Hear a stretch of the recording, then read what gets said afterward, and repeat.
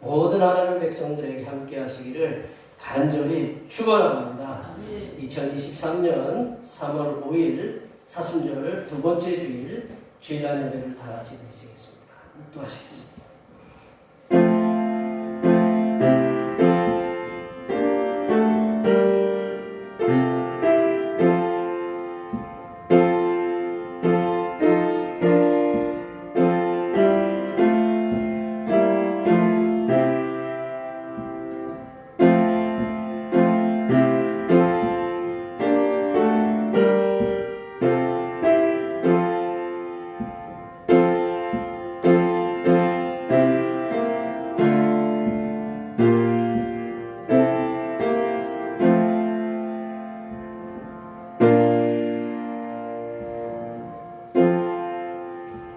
하나님이여, 주는 나의 하나님이시라. 내가 간절히 주를 찾되 물이 없어 마르고 황폐한 땅에서 내 영혼이 주를 갈망하며 내 육체가 주를 앙망하나이다. 내가 주의 권능과 영광을 보기 위하여 이와 같이 성수에서 주를 바라보았나이다. 주의 인자하심이 생명보다 나음으로 내 입술이 주를 찬양할 것이라. 아멘. 빛나와 높은 보좌에 앉으시사 하나님의 자녀들의 삶을 지키시는 거룩하신 하나님 아버지, 인생의 어두움 가운데서 희미한 등불처럼 믿음의 길로 인도하시다 구원하여 주심을 감사드립니다. 사순절을 지내면서 주님 앞에 기도하였던 것을 행동으로 실천하지 못한 것을 고백합니다. 저희가 겪는 어려움이 예수님의 남은 고난에 동참할 수 있는 기회로 여기게 하여 주시옵소서. 오직 주님만이 길이요 진리요 생명이심을 믿으며 이 시간 드리는 예배가 온전히 신령과 진리로 드려지는 예배가 되게 하여 주시옵소서. 거룩하신 예수님의 이름으로 기원하옵나이다. 아멘. 이 시간 다 같이 일어나셔서 지난 한 주간 동안 우리들이 알게 모르게 지었던 우리의 모든 죄를 반주에 맞추어서 침묵으로 고백하는 고백의 기도를 드리시겠습니다. 기도하시겠습니다.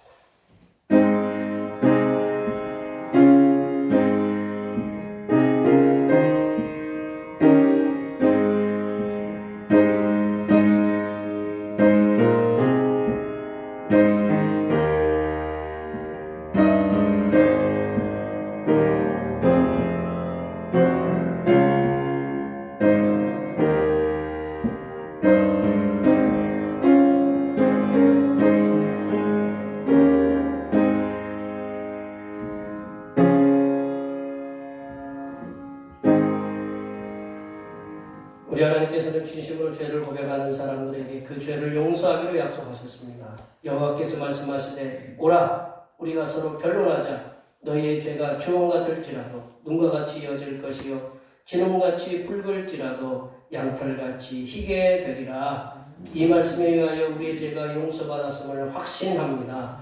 아멘. 우리 찬송 사랑하는 나의 아버지 찬양하시겠습니다.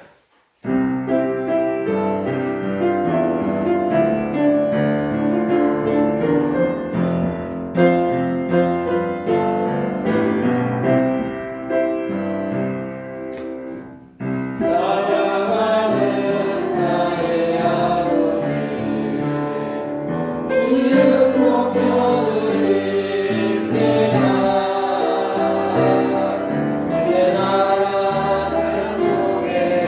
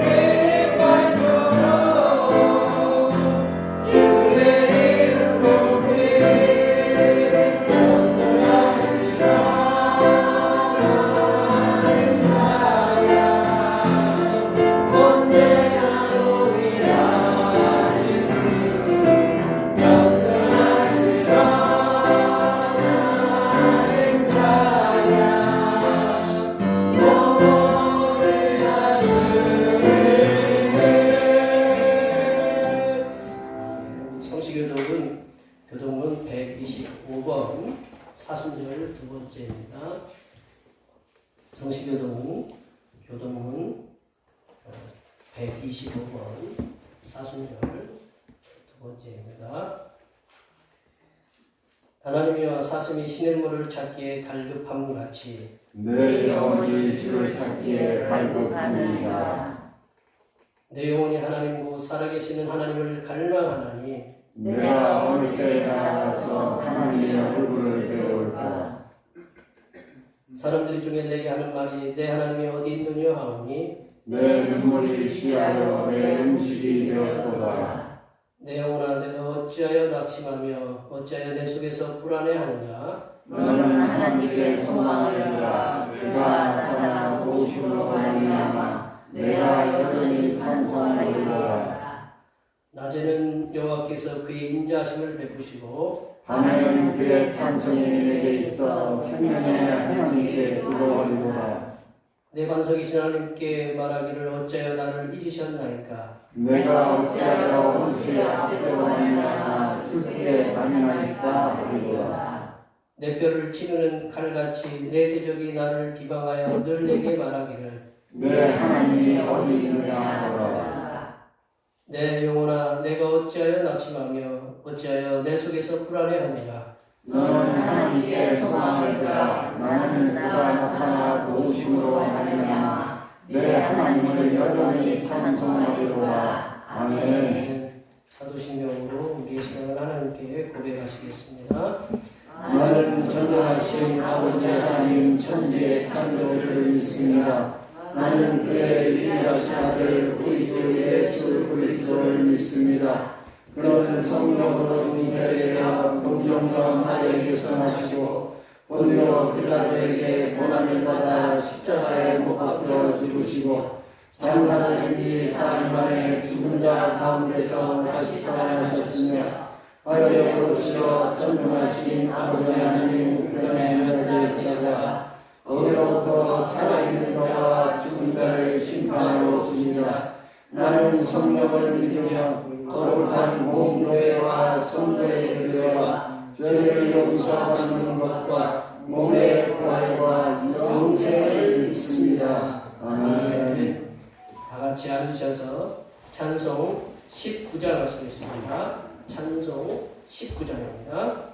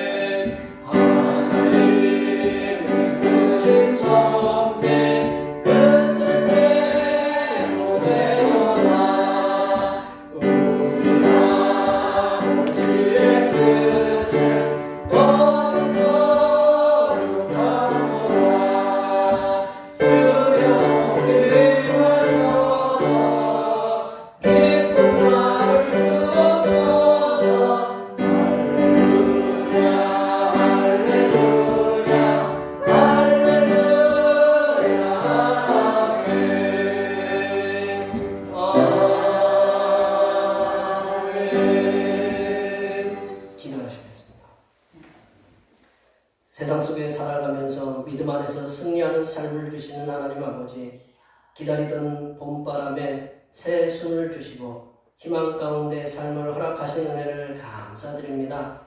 농부가 발을 걷어붙이고 새 일을 시작하듯이 주님의 자녀들이 이 땅을 향하신 주님의 소망을 이루도록 위해 몸과 마음을 헌신하는 하나님의 종들이 되게 하여 주시옵소서.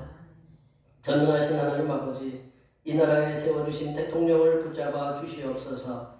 대통령에게 나라를 다스릴 수 있는 지혜와 결단력 있는 용기와 백성들을 향한 따뜻한 마음을 주시옵소서. 또한 대통령을 돕는 주변 위정자들이 자신들의 안위보다는 대통령과 백성을 위해서 겸손한 마음으로 보좌할 수 있도록 도와주시옵소서. 하나님 아버지, 대평교회에게 선교의 열정을 허락하여 주시옵소서. 대평교회도 작지만 하나님의 선하신 은혜로 선교하는 교회로 거듭날 수 있도록 도와주시옵소서. 대평교회가 이 지역과 이 나라와 세계를 향한 선교를 펼쳐나갈 수 있도록 모든 주님의 백성들에게 선교를 위한 지혜를 허락하여 주시고 한 영혼 한 영혼을 사랑하는 마음으로 전하게 하여 주시옵소서. 우리는 할 수 없지만 모든 것을 하실 수 있으신 하나님만 의지하고 믿음으로 하나님의 나라를 전하게 하여 주시옵소서. 하나님 아버지, 주님의 교회를 위해 힘쓰고 애쓰는 주님의 종들에게 함께하여 주시사 육신에는 모든 질병의 치유가 일어나게 하옵시고 가정에는 평안을 주시옵소서. 또한 직장과 사업터와 학업에는 안정과 확장과 번영의 은혜가 임하게 하여 주시옵소서. 또한 자녀들에게는 믿음을 주셔서 주님의 교회를 섬길 수 있도록 인도하여 주시옵소서. 하나님 아버지, 이 시간 거룩하신 하나님의 말씀을 듣겠습니다. 내려주시는 말씀을 통하여 우리 심령에 하나님의 은혜와 하나님의 지혜가 충만하게 채워지게 하여 주시옵소서. 우리의 구원을 위해 십자가를 주신 우리 주 그리스도 예수님의 이름으로 기도하며 이제는 주님께서 가르쳐주신 기도로 기도하오니 하늘에 계신 우리 아버지의 이름을 거룩하게 하시며 아버지의 나라가 오게 하시며 아버지의 뜻이 하늘에서와 같이 땅에서도 이루어지게 하소서. 오늘 우리에게 일용할 양식을 주시고 우리가 우리에게 잘못한 사람을 용서하여 주는 것 같이 우리 죄를 용서하여 주시고 우리를 시험에 빠지지 않게 하시고 악에서 구하소서. 나라와 권능과 영광이 영원히 아버지의 것입니다. 아멘.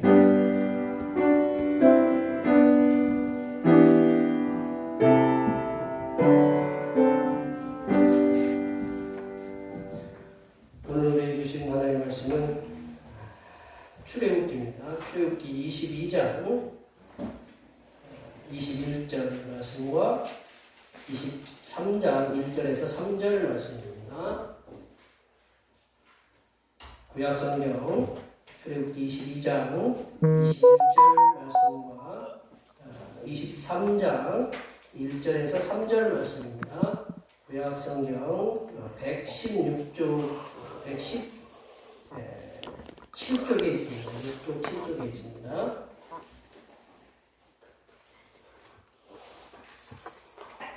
사순절 두 번째 주일에 주신 말씀은 구약성경 출애굽기 22장 21절 말씀과 출애굽기 23장 1절에서 3절 말씀입니다. 먼저 22장 1절 말씀 다 같이 합독하시겠습니다. 너는 이방과 은혜를 학대하지 말며 그들을 학대하지 말라. 너희도 애굽 땅에서 나그네였으리라. 아멘. 23장 1절부터 3절까지도 다 같이 합독하도록 하겠습니다. 너는 거짓된 풍설을 퍼뜨리지 말며 악인과 연합하여 위조하는 증인이 되지 말며 다수를 따라 악을 행하지 말며 송사에 다수를 따라 부당한 증언을 하지 말며 가난한 자의 송사라고 해서 협력되이 두둔하지 말지니라. 아멘. 오늘은 사순절 두 번째 주일입니다. 우리들의 죄악을 친히 담당하시고 고난의 채찍을 맞으시고 수치 십자가에서 들어가신 예수님께 우리 항상 감사하시는 사순절 절기가 되시기를 바랍니다. 우리 수요기도 시간에는 쉬어서 말씀을 나누고요. 우리 중보기도 우리를 위해 십자가에 고난당하신 주님을 위해서 헌신하는 그런 삶을 살게 되나오 위해 기도해 주시면 감사하겠습니다. 우리 출애굽기 말씀을 찬양 예배 시간에 매주 배우고 있고요. 오늘 만나배 후에 점심 공부 식사가 있습니다. 함께 식사를 하고 가시면 참 고맙고 감사하겠습니다. 예수님이 가장 심혈을 기울여서 했던 것이 식탁 공동체거든요. 여기는 예수님의 식탁 공동체는 누구나 다 와서 그냥 부자나 가난한 자나 그 당시에 멸시받았던 세리도 죄인들도 다 같이 이렇게 식사했는데 그런 것이 가장 예수님의 가장 뛰어난 사역 중에 하나라고 이렇게 학자들은 평가하고 있습니다. 그래도 이게 식탁 공동체를 위해서 이렇게 수고하시고 애쓰시는 분들의 그 수고를 봐서라도 이렇게 한 번쯤 이렇게 식사하시고 가시면 감사하겠습니다. 일주일마다 이렇게 저희들이 이렇게 만나는데요. 일주일마다 되는 게 얼마나 감사한지 몰라요. 우리 잘 가던 열차가 어떻게 두 대가 그냥 갑자기 어떻게 해서 이렇게 부딪혀가지고 그 많은 사람이 죽었는지 그 얘기 들으셨죠? 그리스에서 화물열차가 두 대가 그냥 어떻게 서로 이렇게 그냥 세게 와서 부딪혔어요. 그래서 지금 몇십 명이 사상 돌아가시고 그런 일들이 있는데 우리 하루 앞으로 모르는 우리 삶이거든요.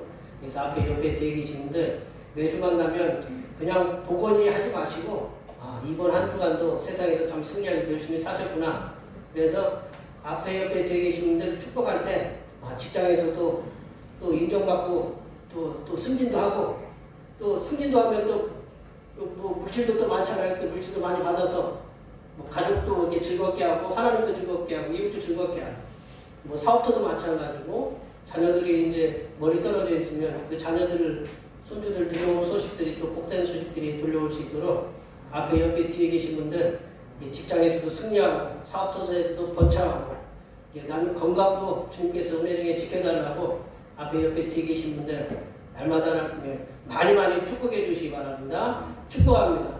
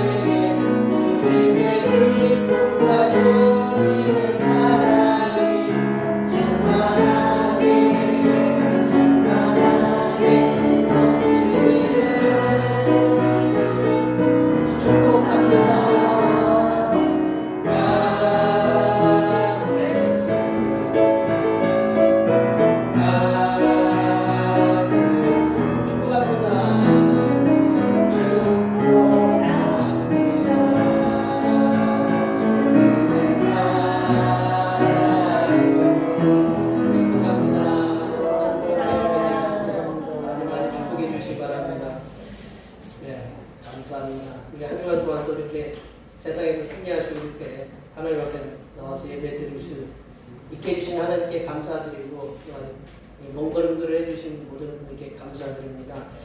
네. 오늘 제목이 나그네라는 말이 있는데 나그네 하면 누가 먼저 제일 생각나세요? 네.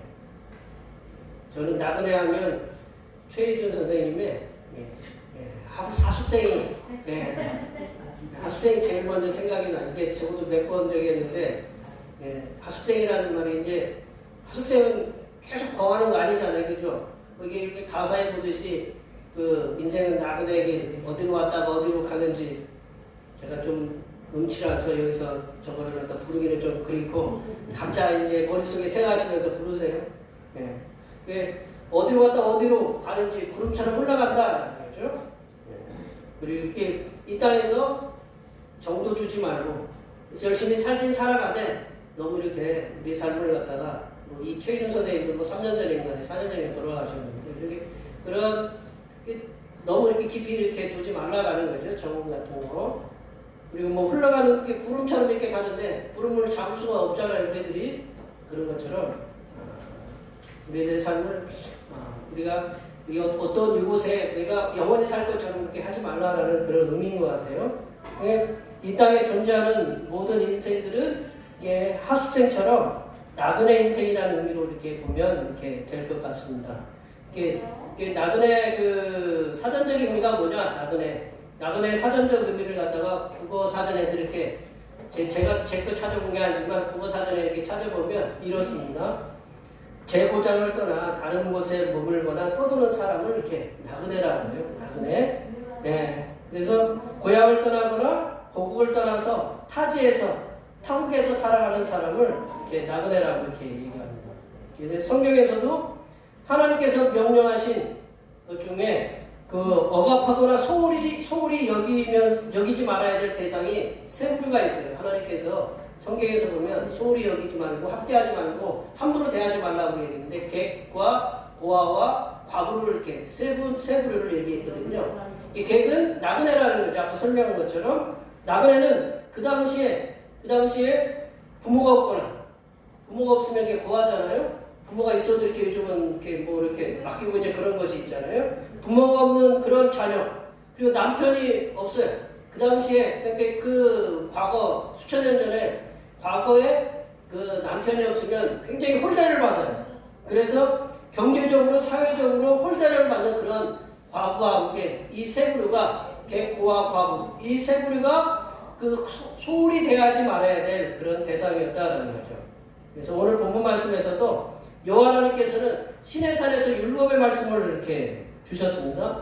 20장부터 이제 율법의 말씀을 이렇게 주셨는데 이 시내산에서 10계명을 먼저 주시고 10계명의 그 말씀을 주시면서 이제 우리들이 삶에서 지켜야 될 여러 가지 말씀들을 오늘 사회적인 그 사회생활을 하면서 지켜야 될 그 공동체로서의 지켜야 될 그러한 여러 가지 말씀들을 20장부터 계속해서 이렇게 주시거든요. 그래서 오늘 말씀 보면 그 이방 나그네 또한 사회에서 혼란을 일으킬 수 있는 우리가 두 군데 말씀을 읽었잖아요. 20장 21절 말씀은 이방 나그네와 21절부터 23절까지는 이제 공평에 대한 얘기거든요. 공평에 대한 거. 그래서 사회 혼란을 일으킬 수 있는 이게 그 공평을 깨뜨릴 수 있는 그런 부당한 증언 그리고 그 부당한 증언에 대한 경계에 대해서 말씀하고 있습니다. 이 말씀을 통해서 오늘 두 가지 말씀을 주셨는데 이 말씀을 통해서 이 시대의 성도로서 세상에서 어떤 삶을 태도로 가지면서 살아가야 하는지에 대해서 함께 말씀을 통해서 함께 나누어 보도록 하겠습니다. 이 첫 번째로 성도는 이방인 나그네에 대한 악의적인 태도를 버리는 삶을 살아야 된다. 이방인인 나그네에 대한 악의적인 태도를 버리면서 살아야 된다. 우리 21절 말씀을 다시 한번 더 읽어보겠습니다. 너는 이방 나그네를 압제하지 말며 그들을 학대하지 말라. 너희도 애굽 땅에서 나그네였으리라. 너희도 나그네였습니다. 그렇죠? 21절 말씀을 비롯해서 이제 우리들이 읽지는 않았지만 그 22장 22절부터 24절의 말씀은 여호와 하나님께서 객과 고아와 과부를 학대하는 것을 금하고 있는 말씀이다. 22절부터 24절 말씀은요. 21절 말씀은 특히 이방 나그네를 압제하지 말고 학대하지 말라라고 이렇게 말씀하고 있어요. 오늘 영어 성경에 보니까 압제하지 말라, 이렇게 오프레스 누르지 말고 미스트리트라고 이렇게 잘못 취급하지 말라 그런 이제 말씀으로 이렇게 나오더라고요. 이제 본문에서 말씀하는 그 이방 나그네, 우리 앞에서 나그네에 대해서 살펴봤지만 이제 본문에서 말씀하는 이제 그 당시에 하나님께서 이스라엘 백성들에게 그 말씀하셨던 이방 나그네는 어떤 부류의 사람이냐, 어떤 성경 주석에서 이렇게 말씀하고 있어요. 한번 보시면 이방 나그네란 자기의 시족 그리고 자기의 부족을 떠나 살기 때문에 온전한 국민권을 지니지 못하고 경제적으로 종속된 지위에 있는 사람을 가리킨다라고 어떤 주석에서 이렇게 나왔어요. 자기 시족이나 부족을 떠나 살기 때문에 온전한 국민권을 지니지 못하고 경제적으로 종속된, 경제적으로 굉장히 나쁘된, 경제적으로 굉장히 그 혜택을 받지 못하는 그런 사람들이 바로 이방 나그네였다라는 거죠. 그래서 국민권이 뭔가, 저도 국민권이라는 말을 처음 들어본 것 같아요. 들어보셨어요? 공민권이라는 거 제가 그래서 사전에 또 찾아봤어요. 또 궁금해서 제가 못 참아가지고 사전에서 찾아보니까 이런 말이에요. 공민권이라는 것은 국민으로서의 권리를 갖는 거죠. 국민으로서의 권리. 그래서 뭐 국가의 국회나 지방자치단체의회에 관한 선거를 할 수 있는, 그리고 선거를 할 수 있거나 내가 뽑힐 수 있는, 요즘 뭐 아침마다 그냥 우리 저희 권사님들 문자 안 와요? 문자에 아침마다 그냥 불통이 나요. 그냥 아침마다 그 세 분의 조합장 후보들이 막 보내셔가지고 전화도 하시고 그래가지고 평소에 이렇게 관심 가져주고 참 좋은데, 그죠? 막 이게 지금 그러니까 선거를 할 수 있거나 선거를 갖다가 내가 투표를 받을 수 있는, 지금 어느 당 대표 막 뽑는다고 뭐 이렇게 막 그러잖아요. 내가 선거를 할 수 있거나 선거를 내가 뽑힐 수 있는 그런 권리가 바로 이게 공민권이라는 거예요. 공민권. 그래서 그런 자격이나 지위를 갖고 있는데, 공민이라는 게 뭐냐? 또 공민이라는 게 또 뭔지 궁금해서 또 찾아봤어요. 참 쉽게 써놓으면 되는 걸 갖다가. 공민이라는 게 뭐냐면, 국가 사회 일원으로서 독립생활을 하는 자유민을 공민이라고 해요. 여러분 같은 분들은 국민이라고 하는 거예요. 국민. 내가 투표권을 갖고 있고 그 나라에서 권리도 있고 의무도 있는 사람을 갖다가 공민이라고 한다라는 거죠. 그러니까 이 나그네는 이런 투표권도 없고 어떤 투표를 받을 수 있는 권리도 없고, 그러니까 그런 어떤 권리가 이렇게 제한이 돼요. 제한이 되기 때문에 경제적으로도 부유하지 못하는 그러한 삶을 살아간다라는 거죠. 그런 상태에서 살아가는 외국인이라고 보시면 된다는 거예요. 외국인. 이러한 이방 나그네에 대해서 여호와 하나님께서는 그 백성들에 대해서 압제하지 말고, 이렇게 누르지 말고, 오프레스 하지 말고, 잘못 학대하지 말고, 미스트리 잘못 대하지 말고 그렇게 강력하게 말씀하고 계신다. 그러므로 일시적으로 이렇게 체류하는 이방 나그네를 게르라고 하더라고요. 게르. 히브리어로 게르라고 하더라고요. 이방 나그네는 가족도 없고, 때로는 또 직업도 없고, 때로는 국적도 없이 이렇게 방황하는 사람들이 이방 나그네다. 그래서 이들은 함부로 취급당하기에 쉬운 처지이다. 우리 어르신들도 그랬잖아요. 우리나라가 저쪽 이제 미국이나 큰 나라에 가가지고 그런 좀 이민이나 이제 그렇게 따라가가지고 참 어려움 당했다는 소식들을 많이 이렇게 들어요. 때로 이제 우리나라에서 이제 오신 분들도 그렇잖아요. 우리나라 오신 분들도 돈 벌기 위해서 오셨지만 좀 어려움, 여러 가지 이렇게 여기 있는 좀 거시기한, 좀 이렇게 생각이 좀 잘못된 사람들에 대해서 좀 고난당하고 어려움도 당했다는 얘기들이 지금 왕왕 이렇게 들리고 있잖아요. 그러므로 여호와 하나님께서는 이스라엘 백성들은 이러한 사람, 이방 나그네의 처지를 악용해서는 안 된다고 말씀하고 있어요. 예전에 지금 이렇게 불법 체류를 악용해가지고 이렇게 돈을 갖다가 이렇게 착취하고 뭐 그런 것들이 이렇게 많이 있잖아요. 그런 나그네를 그런 사람들을 착취하지 말라는 거죠.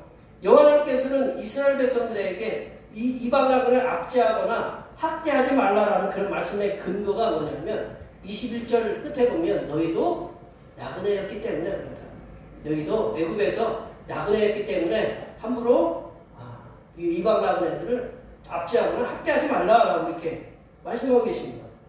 여호와 하나님께서는 이스라엘 백성들이 애굽 땅에서 이방 나그네로서 얼마나 많은 압제와 학대를 당하였는지 그 이스라엘 백성들 니들이 더 잘 알고 있다. 니들이 고통 당해봤으니까, 니들도 나그네였으니까, 나그네로서 얼마나 힘들고 어렵고 압제당하고 고난을 당했는지 니들이 더 잘 알고 있으니까 너희들도 그들을 압제하지 말라라고 이렇게 말씀하고 있습니다. 근데 오늘 21절 말씀하고 오늘 지금 22장 21절 말씀하고 좀 비슷한 말씀이 23장 9절 말씀에 또 이렇게 비슷한 말씀이 나와요. 오늘 출애굽기 23장 9절 말씀에도 비슷한 말씀이 나오는데 우리 그 말씀 한번 읽어볼까요? 출애굽기 23장 9절 말씀 다 같이 한번 읽어보겠습니다.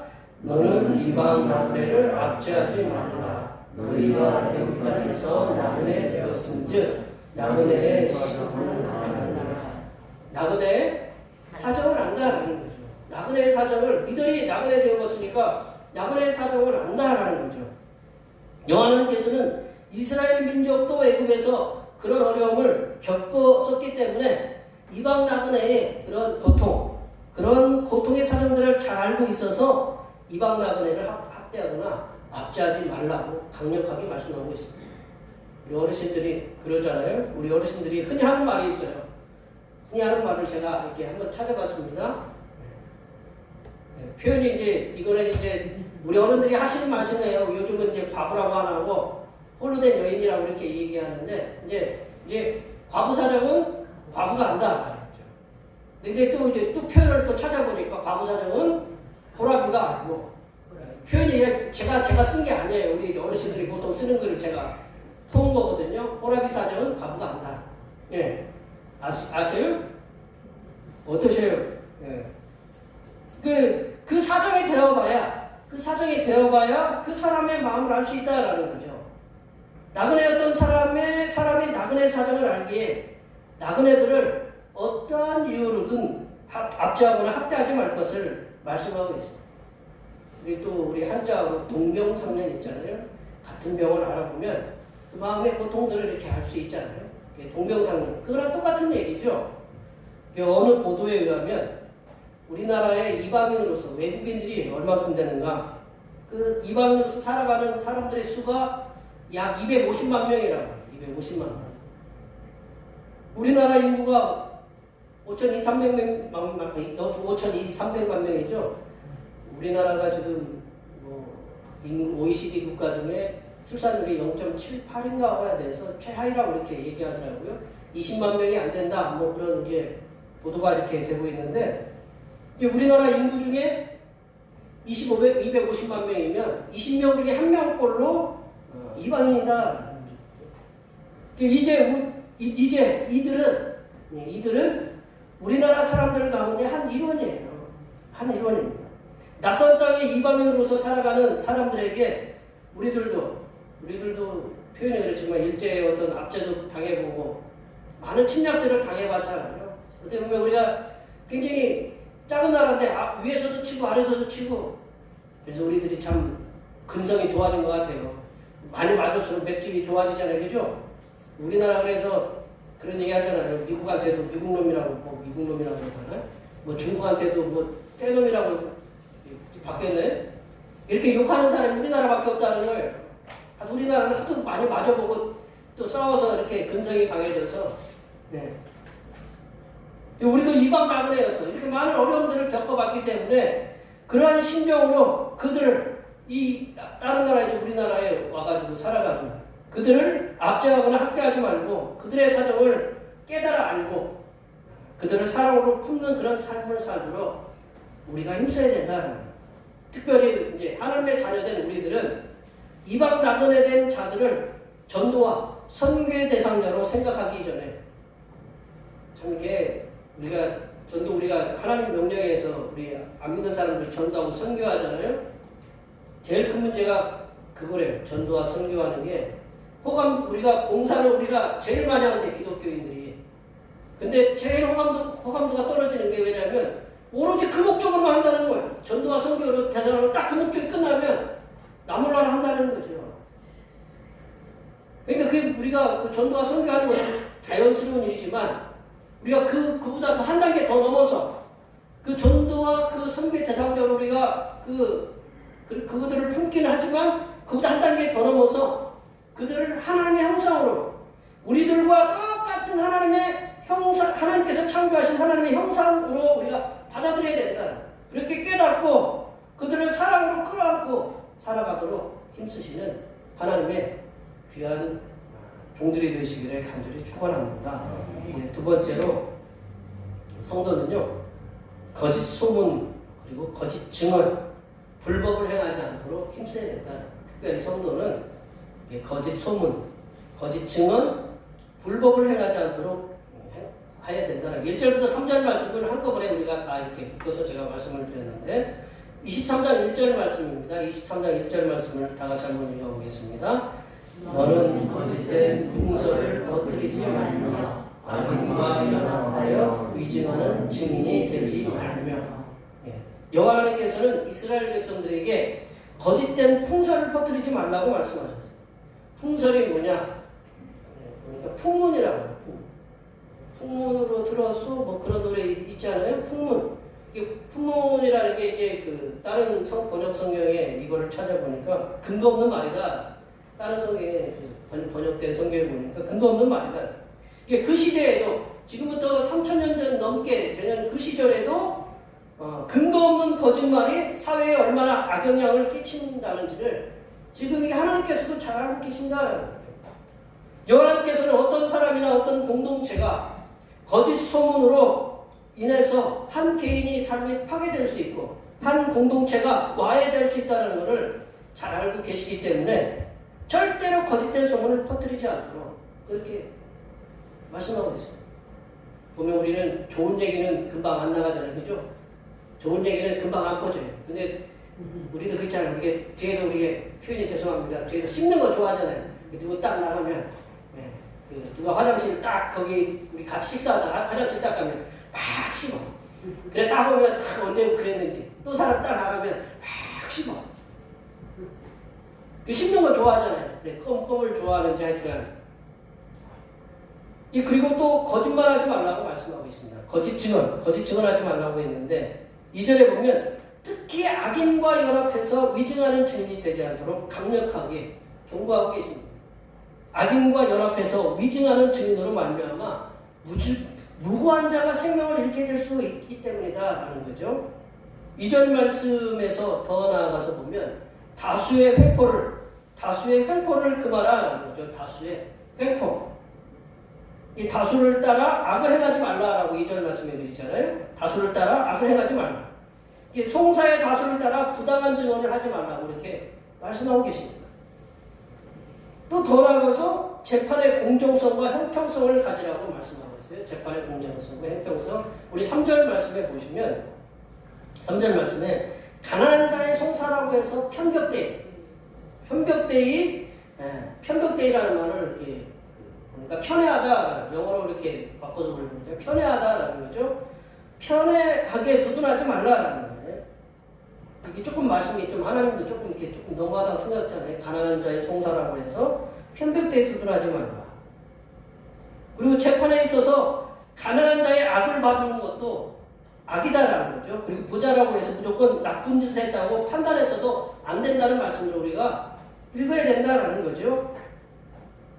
1절에서 3절 말씀, 23장 1절에서 3절 말씀은 10계명 중에 우리가 9계명 있잖아요.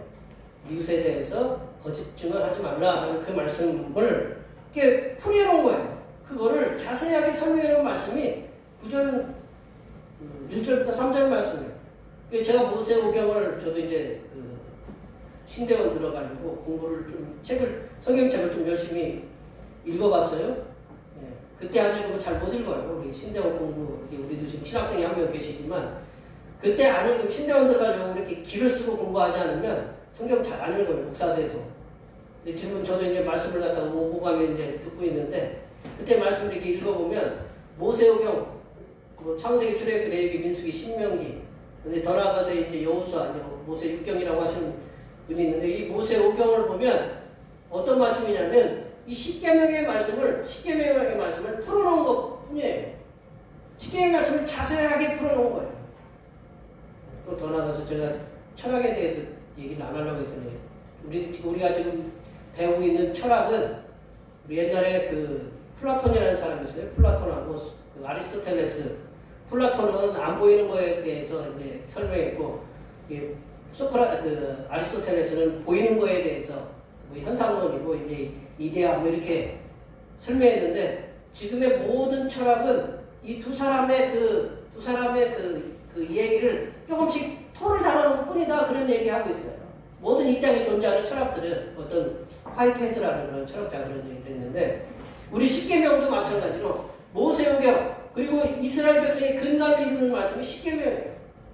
그래서 십계명을 다 조각조각 내는 게 뭐냐면 모세오경이다. 그리고 이스라엘 백성의 구약의 그 말씀이다라는 거죠. 그 중에 오늘 1절부터 3절 말씀이 뭐냐? 9계명에 대한 말씀이다. 우리가 살아가는 이 시대의 가장 큰 문제 중에 하나, 이 시대에 살아가는 중에 가장 큰 문제 중에 하나가 뭐냐면 거짓 소문 그리고 지어낸 말들, 근거 없는 말들을 사실처럼 퍼뜨려서 사회에 큰 혼란을 주는 거다. 사람 하나 매장시키는 거 좀 간단해요. 거짓 소문 만들어가지고 옛날에 뭐 조광조를 갖다 죽이기 위해서 뭐 이렇게 잎사귀에 꿀을 발라가지고 개미들이 먹게 해서 그 잎사귀에 그 조시들이구나 참 예. 조광조가 그렇게 해서 이렇게 여기 퇴출당했어요. 이 거짓 소문을 퍼뜨리면 그렇게 될 수밖에 없다는 거예요. 그렇게 나쁜 소문, 악한 소문을 퍼뜨리는 것 때문에 그 피해자는 죽음을 선택하기도 합니다. 이렇게 근거 없는 악한 소문으로 인해서 제2의, 제3의 피해자가 나타나지 않도록 하기 위해서 우리가 국회에서도 연예인의 이름을 따서 그 법을 졌잖아요. 최진실법이라고. 함부로 이제 그걸 악플을 달아서 나쁜 소문을 갖다 이렇게 퍼뜨리니까 견디다 못하면 어떻게 해요? 죽음을 선택하는 거예요. 성도는 우리들은 근거 없는 말을 만드는 일을 하지 않아야 된다. 그런 말 안 하시겠죠. 그런 말 우리 대평계 성도들하고 모든 성도들은 그런 말 안 해요. 그리고 근거 없는 말을 듣고 전하지도 말아야 된다.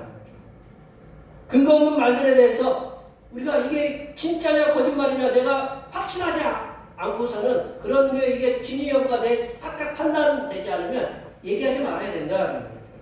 그래서 그거를 정확하게 판단하도록 힘써야 된다. 그걸 뭐라고 하냐면 팩트 체크라고 해요. 영어로 해서 죄송합니다. 예, 그 팩트 체크라고 해서 사실을 체크하는 거예요. 팩트라는 게 사실이거든요. 그 사실이 정확하냐 아니냐 그걸 갖다 체크해서 얘기를 해줘야 돼. 그렇지 않고서는 함부로 얘기하면 안 된다는 거죠. 그런 그 팩트 체크를 하지 않고 사실 검증을 하지 않고 그러한 거짓 풍설들이 교회나 어떤 모임이나 사회에 악영향을 주지 않고 우리들이 먼저 성도들이 그런 이렇게 말을 옮겨도 좋은 말을 옮기면 괜찮아요.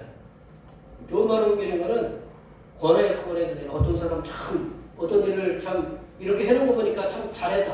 보니까 우리 여기 성도님들 보니까 오늘 머리들도 참 예쁘게 하고 오셨어요. 염색도 하신 분도 계신 것 같고 옷도 이렇게 보니까 봄 옷을 갖다가 봄의 옷을 이렇게 입고 오신 것 같아요. 그럼 좋은 것들 이렇게 자꾸 얘기해 주세요. 이렇게 마스크를 벗으니까 이 예쁜 얼굴들을 자꾸 마스크로 가려가지고 못 보게 해가지고 아쉽게 빨리 마스크를 벗었으면 좋겠어요. 그런 좋은 얘기를 뭐 참 더 이게 좋아 보인다. 뭐 좀 이거 잘하네. 뭐 이렇게 그런 식으로 얘기하는 건 좋아요. 근데 그렇지 않고 뭐 저기 뭐 하나 이렇게 해가지고 뭐가 미우면 뭐를 봐도 밉다고 그렇잖아요. 자세한 내용을 하지 않겠습니다. 뭐를 보면 아이고 저게 뭐 하여튼 보면 하여튼 다 미워 보여요. 그래도 우리가 검증되지 않은 얘기들은 함부로 하면 안 된다. 또한 성도는 악인과 연합해서 위증하는 거짓 증인이 되지 않아야 된다. 성도는 특별히 성도는 거짓과 타협하지 말아야 할 것은 물론 자신의 유익과 자신이 속한 공동체의 유익을 위해서 타인의 생명, 타인의 재산을 해하는 거짓 증인으로 사는 일은 절대로 금해야 된다. 앞서서 말씀드린 근거 없는 말을 퍼뜨리는 것이나 악한 증인으로서의 타인의 생명, 또한 타인의 재산뿐만 아니라 그가 속한 가족, 공동체를 파괴하고 무너뜨릴 수 있기 때문에 거짓 소문과 거짓 위증하는 증언을 하지 않도록 힘써야 된다. 또 더 나아가서 성도는 다수의 횡포를 통한 악에 동조하는 일을 멀리해야 된다. 죄송합니다. 이게 사회학자 중에 리차드 니본가, 라이놀드 니본가라는 유명한 학자가 있어요. 그래서 그게 도덕적 인간과 비도덕적인 사회. 그거를 이렇게 보면 나는 개인적으로는 도덕적인데 어떤 딱 무리에 들어가면 이 깨끗한 사람이 갑자기 거기에 동조가 돼가지고 이게 거룩하지 않는다라는 거죠. 그게 뭐냐면 다수를 위해서 내가 그냥 거기 들어가면 무리가 물드는 거예요. 이게 다수의 결의가 반드시 나쁜 일이라고 할 수는 없어요. 다수의 결의가 반드시 나쁜 일이라고 볼 수는 없지만 다수의 결의가 횡포로 이어진다면 다수는 정말 무서운 존재가 된다. 그리고 다수의 힘이 행하는 그 일이 악하거나 정의롭지 못하고 부당한 증언들이 다수의 힘을 빌리면, 이 정의도 다수의 힘 빌려도 막 될까 말까 하는데 이 부당한 증언이 다수의 힘을 빌리면 그 진리가 변질되고 또한 거짓이 진리처럼 들리게 되는 그 악한 일들을 성행하게 된다라는 거죠. 옛날에 아니죠. 여러 해 전에 우리 선전 중에 그런 선전이 있어요. 다른 사람 100사람이 예스 해도 나는 한 사람이 노 한다. 쉬워요, 어려워요? 우리 여기 일하는 직장에서 일하시고 있는데 뭐 이렇게 막 팀원들이 이거 하자 해가지고 10사람이 다 예스 했는데 나만 안 된다고 이렇게 딱 용기 있게 얘기하기가 쉬워요, 어려워요? 네? 어렵네. 어떻게 알아요, 권사님? 어려워요. 그러니까 다수가 100사람이 그게 옳다고 얘기해도 내가 노라고 대답할 수 있는다는 게 그게 쉽지 않아. 그렇기 때문에 그냥 묻어서 이렇게 가는 거예요. 성도는 그 다수에 대한 결의를 무조건, 많은 사람이 이렇게 다수가 결의가 무조건 나쁘다라고 이렇게 비판하기보다는 그것이 다수의 결의가 횡포로 이어지지 않도록, 악한 일로 이어지지 않도록 정의를 외치는 하나님의 사람들이 되어야 된다. 그게 쉽지는 않지만 성도는 다수의 결의가 부당한 결정이라면 다수의 결의가 공의로운 결정으로 이어갈 수 있도록 하나님의 능력을 힘입어서 우리가 할 수 있는 기도밖에 없는 것 같아요. 기도하고 때로는 말도 이렇게 하고 그 하나님의 능력에 힘입어서 말도 하고 참된 증언을 할 수 있도록 힘써야 된다. 얼마 전에 오래된 영화인데 이렇게 가끔 저도 영화를 이렇게 보면 쇼생크 탈출이라는 영화를 이렇게 봤거든요. 이게 잘못돼가지고 자기 아내를 갖다가 죽였다는 누명 쓰이고 이제 쇼생크라는 그런 감옥에 들어가서 오랫동안 이렇게 살다가 탈출하신 그런 영화를 그렸는데 이분이 감옥에서 이제 편지를 매년 썼대, 매주인가 썼대요. 그리고 도서관을 좀 바꾸겠다. 그래서 무슨 어디에 이제 공익사회 그 단체가 썼는데 그 응답이 오기까지 얼마나 걸렸냐면 6년이 걸렸대요. 매주 이렇게 써서 보냈대요. 그러니까 이제 더 큰 거를 위해서 더 오랫동안 쓰겠다. 뭐 이제 그런 얘기가 그 영화에서 이렇게 나오는데 우리들은 이렇게 오랫동안 이게 금방 변하지 않더라도 그게 얘기할 수 있도록 우리가 힘써야 된다. 여러분들 이게 빗방울이 뭐를 뚫는다고 하잖아요. 바위를 뚫는다고 그런 얘기들이 있잖아요. 우리가 지금 그런 얘기들을 끊임없이 해야 이 다수의 행보로부터 또한 우리가 이 나라를 지킬 수도 있고 참된 증언자가 많이 나올 수 있도록 힘써야 된다.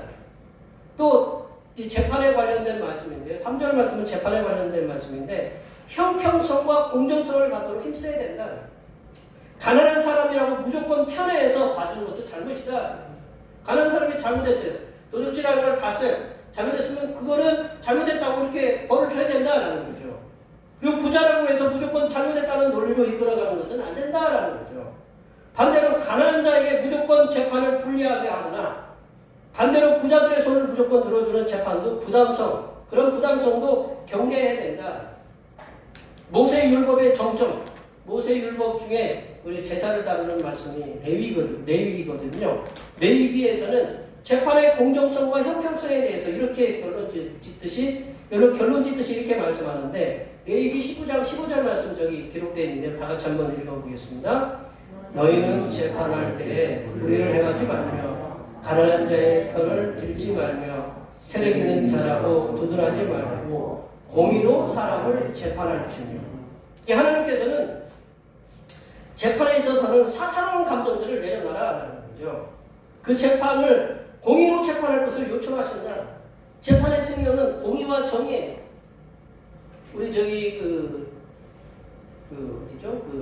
재판 법정에 가면 우리 서울 서초구에 있는 그 법원도 있고 뭐 이렇게 그 법정에 가면 이렇게 눈 가리고 이렇게 천칭 들고 있는 분 계시잖아요. 제가 가끔 말씀 눈 가리고 이렇게 천칭 들고 계신 분 있어요. 이렇게 이렇게 눈 가리고 이렇게 들고 있는 거예요. 눈 뜨고 이렇게 한쪽 이렇게 봐줘가면서 이쪽으로 이렇게 살며시 이렇게 눌러주면 공평하지 못하다는 이 재판관이. 가장 문제가 재판관이거든요. 재판관이 어떤 사람은 봐주고 어떤 사람은 안 봐준다. 그러나 해서는 안 된다라는 거죠. 하나님을 믿는 재판관들. 이제 우리가 재판하시는 분들이 계시진 않지만 우리들도 그렇게 생각해야 됩니다. 하나님 믿는 재판관들은 부자나 가난한 자나 권력 있는 자나 평범한 시민을 가릴 것 없이 공의를 통해서 정의를 통해서 재판을 하도록 힘써야 된다. 우리 말씀을 정리해 보면요. 성도된 우리들은 항상 이 땅에서 나그네의 힘을 기억하는 삶을 살도록 힘써야 합니다. 또한 성도는 불법과 악한 재판을 멀리하도록 힘써야 되고 거짓 증언에서 사람들을 어려움에 빠뜨리지 않도록 힘써야 됩니다. 여기에 모여 예배하시는 모든 성도님들께서는 우리들의 삶은 이 땅에서의 나그네 된 삶임을 기억하면서 욕심을 내려놓고 뭐 많은 분들이 권력을 갖고 그리고 물질을 갖고 계신 분들도 다 이렇게 손 놓고 갔어요. 우리가 그걸 내려놔야 된다는 거죠. 그리고 이웃과 함께 나누며 살아가는 그런 삶을 살도록 힘써야 됩니다. 우리가 이렇게 튀르키예나 시리아 그리고 세상에 물 때문에 어려움 당하는 사람들을 위해서 우리가 물질도 보내주고 그저께 보도를 보니까 지난 작년에 3월달에 불났던 데가 아직도 회복이 안 됐대요. 우리가 성경도 보내줬지만 아직도 힘들대. 얼마나 축구장 몇만 개가 탔다고 하더라고요. 초장 넓이에 몇만 개가 이렇게 몇만 배의 넓이가 탔다고 하는데 아직도 회복이 되지 않았대. 그런 어려운 분들과 우리가 함께 나누어 삶을 살도록 우리가 힘써야 되고 공의로운 불의한 일에는 멀리하고 공의로운 일에 시간과 물질과 힘을 모아야 된다. 그래서 이 땅에 정의를 물같이 공의를 마르지 않는 그런 강같이 흐르게 하시는 하나님의 귀한 자녀들이 되시기를 간절히 축원합니다. 기도하시겠습니다. 존귀하신 하나님 아버지, 이 땅에 나그네된 우리들보다 더 나그네로서의 삶을 살아가는 사람들을 사랑으로 대접하는 삶을 살아 하나님을 기쁘시게 하며 또한 불법이 횡행하는 이 땅에 정의를 물처럼 공의를 마르지 아니하는 강물처럼 흐르도록 힘쓰는 하나님의 자녀들이 되도록 인도하여 주시옵소서. 거룩하신 예수님의 이름으로 기도하옵나이다. 아멘. 오늘 우리 주신 말씀 생각하시면서 찬송 216장 하시겠습니다. 찬송하시면서 준비하신 음을 하나님께 드리겠습니다.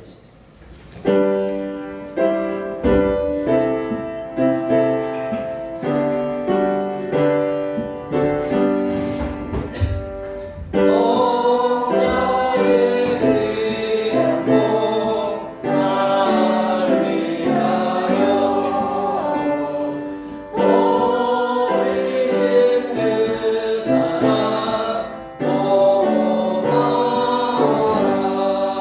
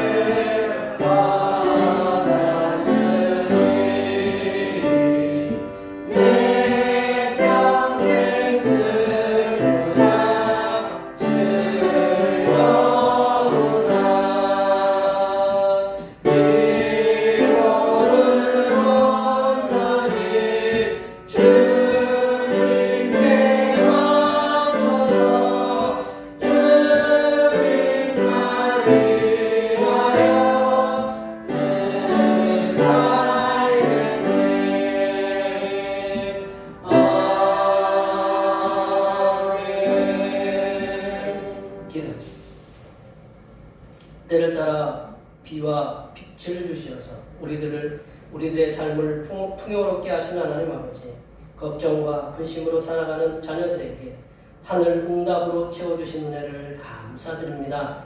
받은 은혜에 감사하여 마음과 정성과 뜻을 다하여 예물을 준비하여 드리오니 기쁘게 받아 주시옵소서. 하나님 아버지, 언제나 변함없는 사랑으로 지켜주셔서 허락하신 일터에서 열심히 수고하여 얻은 소득의 열애 하나를 드립니다. 이 11조를 드린 손길들 위해 함께 하시사 그 마음에는 항상 평안함과 기쁨과 은혜가 넘쳐나게 하시고 육신은 항상 강건하게 하시고 물질에는 차고 넘치는 은혜를 주시사 어려운 이웃도 도울 수 있도록 넉넉하게 채워 주시옵소서. 하나님 아버지, 범사에 감사하는 말씀에 순종하여 감사 예물을 드립니다. 이 한 주간도 우리의 기도에 응답하여 주신 것과 응답하여 주실 것을 믿고 감사의 예물을 드립니다. 이사하여 감사드리고 입학하여 감사를 드립니다. 이렇게 여러 가지 모양으로 드린 감사의 예물을 기쁘게 받으시사 범사에 형통하는 은혜가 임하게 하시고 응답받은 기도가 더욱 풍성해지는 역사가 일어나게 하시며 소원하며 기도하는 모든 기도의 제목들이 야베스의 기도처럼 다 이루어지는 은혜가 일어나게 하여 주시옵소서. 하나님 아버지, 오늘도 한결같은 마음으로 주님 앞에 주일헌금을 드립니다. 이 한 주간도 주님께서 선하게 베풀어 주시는 사랑하심과 은총의 역사 가운데 복된 길로 인도하여 주시옵소서. 이 땅의 영혼 구원을 위해 선교 헌금을 드립니다. 대평교회의 영혼을 구원으로 인도하는 역사가 이적을 넘어 세계로 확장되는 은혜가 있게 하시고 바친 손길들의 삶이 더 풍성하게 선교하는 은혜가 임하도록 물질의 복을 충만하게 부어 주시옵소서. 하나님 아버지, 주님의 몸된 교회를 위하여 헌신하고 봉사하는 손길들의 수고를 기억하여 주시사 하늘로부터 내려주신 은혜가 충만하게 임하도록 도와 주시옵소서. 차량 봉사와 주방 봉사와 헌금위원과 재정위원과 안내위원과 교회 청소와 그 외에 남모르게 주님만을 위하여 수고하는 여러 손길들 위해 하나님께서 이 땅에서 보여주시는 새로운 비전들을 보게 하시고 이 땅에서 바라고 소원하는 모든 기도의 제목들이 다 응답받는 역사가 일어나게 하여 주시옵소서. 거룩하신 예수님의 이름으로 기도하옵나이다.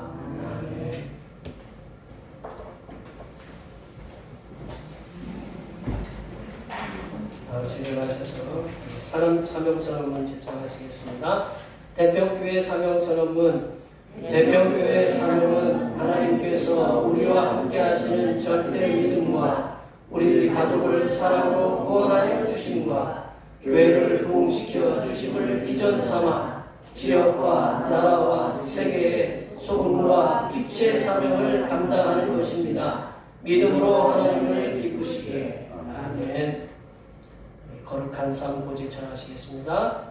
거룩한 삶으로 세상에게 선한 영향력을 나타내는 교회 대자.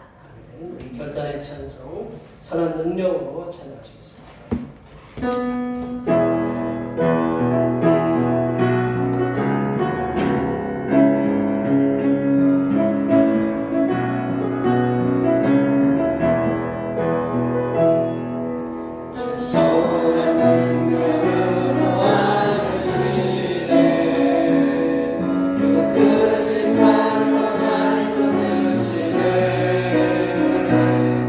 절망 속에서 흔들리지 않는